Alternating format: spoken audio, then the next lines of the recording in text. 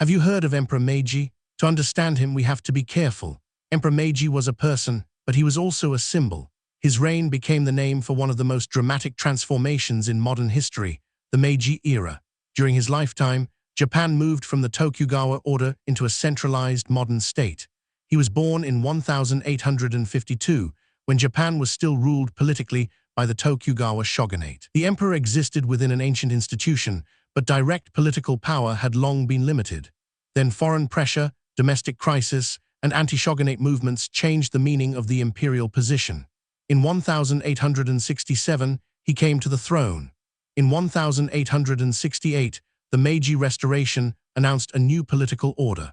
The restoration did not mean that the young emperor personally designed every reform. Modern Japan was built by many leaders, officials, former samurai, intellectuals, soldiers, and regional powers, but the emperor gave those changes a center.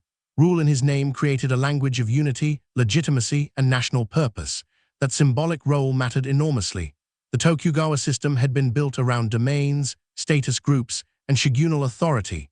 The Meiji state needed to replace that with centralized government. The emperor's image helped make that transition understandable. Old imperial legitimacy was used to support new institutions. This is one of the most interesting parts of the Meiji transformation.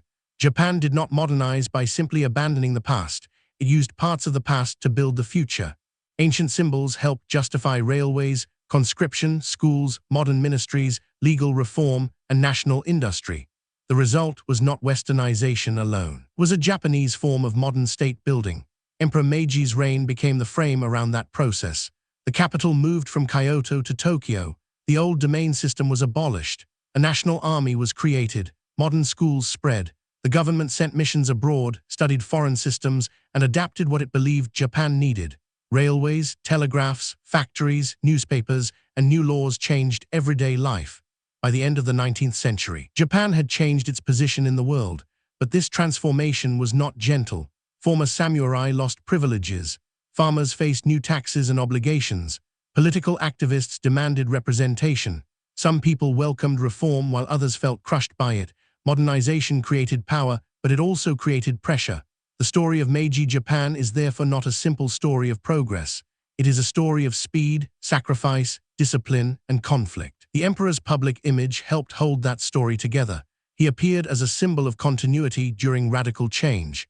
In a time when almost everything seemed to be moving, the imperial institution suggested that Japan remained itself.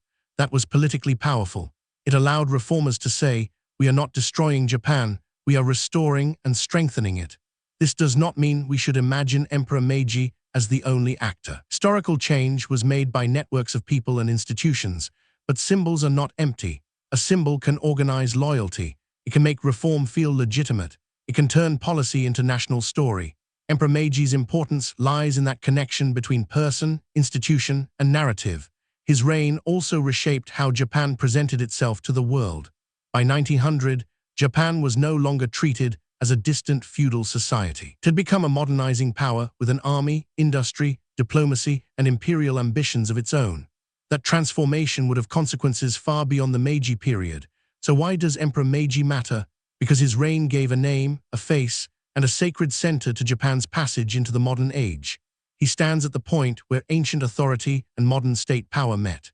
To understand modern Japan, we have to understand not only the reforms themselves, but the symbol that helped those reforms become a national story. That symbol was Emperor Meiji.